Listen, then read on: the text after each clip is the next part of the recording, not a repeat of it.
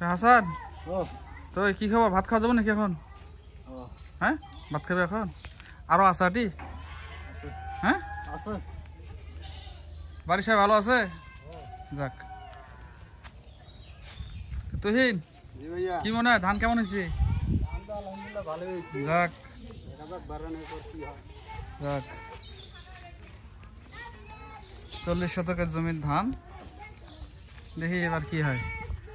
গত বছর হয়েছিল 16 মণ ধান, এবার 29 গাড়া হয়েছে, দেখি 29-এ কয় মণ ধান হয়।